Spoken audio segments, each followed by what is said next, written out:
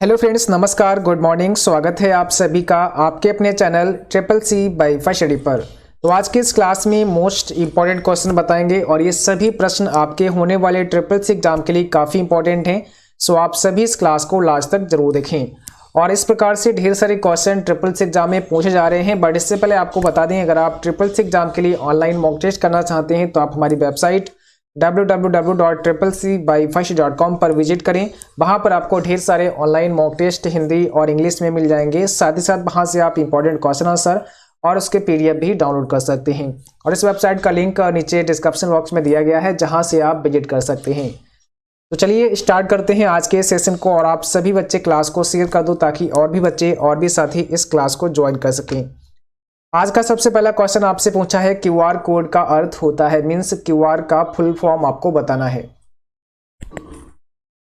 QR का मतलब होता है क्विक रिस्पांस कोड। तो यहां पर हो जाएगा ऑप्शन पहला, क्विक रिस्पांस कोड होता है क्यूआर का पूरा नाम। क्वेश्चन नंबर सेकंड में पूछा है एटीएम का अर्थ क्या होता है। और एटीएम का फुल फॉर्म कई बार एग्जाम में पूछा गया है, तो आप उसको अच्छे से पढ़ के जाएं।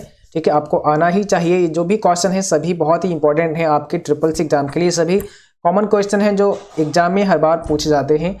यहाँ पर कौन सा करेक्ट आंसर होगा? ऑटोमेटेड टेलर मशीन, इसको ध्यान रखना है।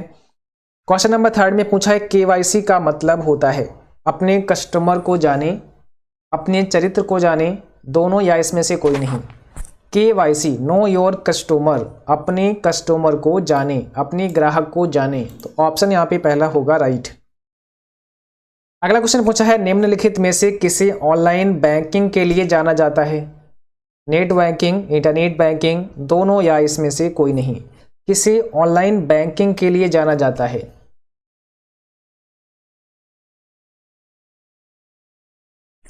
तो यहां पर सी ऑप्शन करेक्ट होगा आपका, दोनों। नेट बैंकिंग और इंटरनेट बैंकिंग दोनों यहां पे सही जवाब हो जाएगा, इसलिए ऑप्शन नंबर सी करेक्ट होगा। पीएमएसबीवाई के अंतर्गत दुर्घटना मृत्यु पर क्षतिपूर्ति कितनी होती है? आपको जवाब करना है। पीएमएसबीवाई का फुल फॉर्म होता है प्रधानमंत्री सुरक्षा बीमा योजना। क्वेश्चन नंबर 5 का करेक्ट आंसर होगा ऑप्शन बी, 2 लाख रुपए। ठीक है, ध्यान रखना है। तो ऑप्शन बी यहाँ पे करेक्ट हो जाएगा। क्वेश्चन नंबर नेक्स्ट में पूछा है भारतीय रुपए का चिन्ह जिससे मान्यता मिली, यानी कि भारतीय रुपए का जो चिन्ह है इसे कब मान्यता मिली? ठीक है, आपको आंसर करना है यहाँ पे कौन सा करेक्ट आंसर हो जाएगा।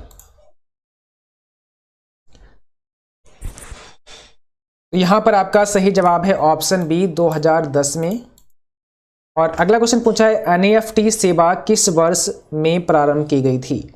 एनईएफटी सेवा किस वर्ष में प्रारंभ की गई थी? एनईएफटी का मतलब होता है नेशनल इलेक्ट्रॉनिक फंड्स ट्रांसफर, और इसकी शुरुआत हुई थी 2005 में। तो ऑप्शन पहला यहाँ पे करेक्ट है, 2005 में। किसी बीमा में जमा होने वाली किस्त को किस नाम से जाना जाता है? टोकन मनी, प्रीमियम, नकद या बीमा धन?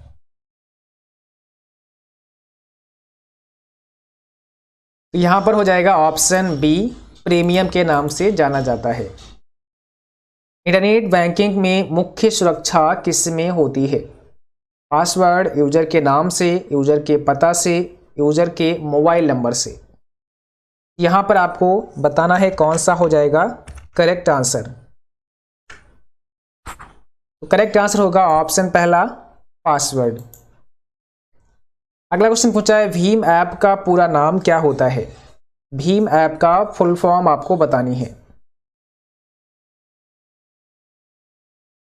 तो भारत इंटरफेस फॉर मनी, यहां पर होगा Bharat interface for money. Next question में पूछा है अटल पेंशन योजना किस वर्ष तक के भारतीय नागरिकों के लिए है? अटल पेंशन योजना किस वर्ष तक के भारतीय नागरिकों के लिए है? करेक्ट आंसर होगा 18 से 40 वर्ष, ऑप्शन पहला राइट। एनपीसीआई का अर्थ है national payments corporation of India, means NPCI का जो फुल फॉर्म है वो है national payments corporation of India. अब आपको ट्रू एंड फॉल्स में आंसर करना है। बिल्कुल सही है, यहां पर भी ऑप्शन पहला करेक्ट हो जाएगा। अगला क्वेश्चन पूछा है एक पैराग्राफ को एक जगह से दूसरी जगह ले जाने के लिए क्या करेंगे? ठीक है, निम्न में से कौन सा ऑप्शन आपका करेक्ट हो जाएगा? एक पैराग्राफ को एक जगह से दूसरी जगह अगर आप ले जाना चाहते हैं तो आपको क्या करना होगा? कॉपी एंड पेस्ट करना होगा, कट एंड पेस्ट करना होगा, डिलीट एंड रिटाइप करना होगा, इसके बाद नन ऑफ दीज। एक पैराग्राफ को एक जगह से दूसरे जगह ले जाना चाहते हैं तो हमें कट एंड पेस्ट, क्योंकि हम एक जगह से दूसरी जगह ले जाना चाहते हैं तो पहले कट करना होगा, फिर उसके बाद हम पेस्ट करेंगे दूसरे स्थान पर। डॉक्यूमेंट को जो नाम दिया जाता है उसे क्या कहते हैं? डॉक्यूमेंट को जो नाम दिया जाता है उसे क्या कहते हैं? फाइल नेम, प्रोग्राम, रिकॉर्ड या डाटा। तो डॉक्यूमेंट को जो नाम दिया जाता है उसे कहते हैं फाइल नेम, ठीक है, वो फाइल का नाम होता है। तो ऑप्शन पहला यहाँ पे करेक्ट है। MIS का फुल फॉर्म क्या होता है? MIS का पूरा नाम आपको बताना है। MIS का मतलब है यहाँ पर मैनेजमेंट इंफॉर्मेशन सिस्टम। ऑप्शन आपका सी करेक्ट होगा, मैनेजमेंट इंफॉर्मेशन सिस्टम। अगला क्वेश्चन आपको बताना है और यहाँ पर आपसे पूछा है एक डॉक्यूमेंट हेडिंग 3 लगाने के लिए किस शॉर्टकट की का इस्तेमाल करते हैं? ठीक है, अगर आप हेडिंग 3 अप्लाई करना चाहते हैं तो आप कौन सी शॉर्टकट की प्रेस करेंगे? तो हेडिंग 3 के लिए आपको कंट्रोल के साथ में 3 प्रेस करना होगा। हेडिंग 1 अप्लाई करना है तो कंट्रोल 1, हेडिंग 2 अप्लाई करना है कंट्रोल 2 और हेडिंग 3 के लिए कंट्रोल 3 आप इस्तेमाल करेंगे। एक डॉक्यूमेंट डिफ़ॉल्ट रूप से डैश मोड में प्रिंट होता है। डिफ़ॉल्ट रूप से किस मोड में प्रिंट होता है? यहाँ पर करेक्ट आंसर है ऑप्शन बी, पोर्ट्रेट मोड में प्रिंट होता है। अगला क्वेश्चन आपको बताना है निम्न में से कौन सा डॉक्यूमेंट मेल मर्ज यूटिलिटी का उपयोग करके बल्क मेलिंग का भाग नहीं होता है? कौन सा डॉक्यूमेंट मेल मर्ज यूटिलिटी का उपयोग करके बल्क मेलिंग का भाग नहीं होता है? लेबल्स, इन्वलप्स, लेटर्स या डिक्शनरी। तो देखो यहाँ पर ये शामिल नहीं होता है। जब आप मेल मर्ज का इस्तेमाल करते हैं तो डिक्शनरी आपका ये अलग होता है, ये आपको वहाँ पर शामिल नहीं होता है। बाकी लेबल्स, इन्वलप्स और लेटर्स का इस्तेमाल करते हैं। वर्ड प्रोसेसिंग के द्वारा किस प्रकार की फाइल बनाई जाती है?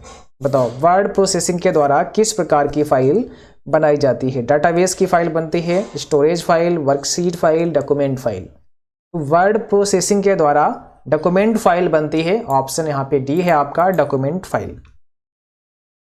किसी डॉक्यूमेंट में किसी विशेष शब्द या वाक्यांश को ढूंढने का सबसे तीव्र एवं आसान तरीका क्या है? रिप्लेस, फाइंड, लुकअप या सर्च। करेक्ट आंसर यहाँ पे होगा फाइंड, ऑप्शन बी। ठीक है, फाइंड आप कर सकते हैं। इसके लिए शॉर्टकट की भी आप यूज कर सकते हैं, कंट्रोल F फाइंड की शॉर्टकट की होती है और रिप्लेस की शॉर्टकट की होती है control H। Libre office Calc में कुल रो कितनी होती हैं? मैक्सिमम रो की संख्या बतानी है।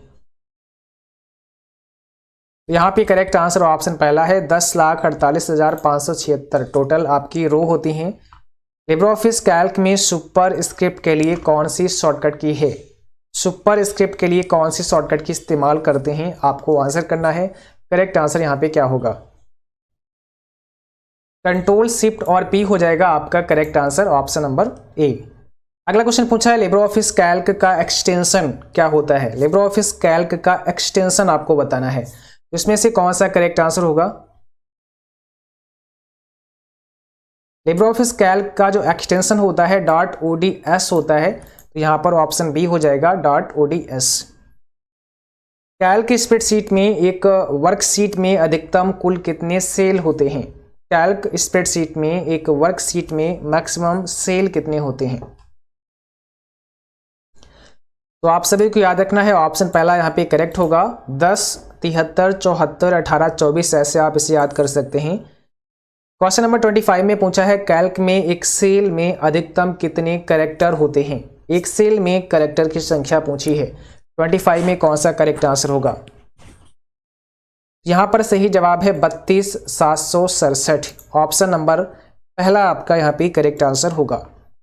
और आज की क्लास बस यहीं तक थी। उम्मीद है कि आप सभी को क्लास पसंद आई होगी। क्लास अच्छी लगी हो उसको लाइक शेयर जरूर करें और जो भी साथी नए हैं आप लोग सब्सक्राइब करें, साथ में बेल आइकन भी ऑन करें ताकि नोटिफिकेशन आपको मिलता रहे। और जिन बच्चों का आज एग्जाम है, आप सभी को हमारी तरफ से best of luck, all the best. उम्मीद है कि आप सभी का एग्जाम बहुत अच्छा होगा। जो भी प्रश्न आपको याद रहे आप हमें ज़रूर भेजें। प्रश्न आप हमें मेल कर सकते हैं या फिर हमें व्हाट्सअप कर सकते हैं। मेल आईडी और व्हाट्सएप नंबर आपको डिस्क्रिप्शन बॉक्स में मिल जाएगा। चलिए आज के लिए बस इतना ही। Thanks for watching. Thank you.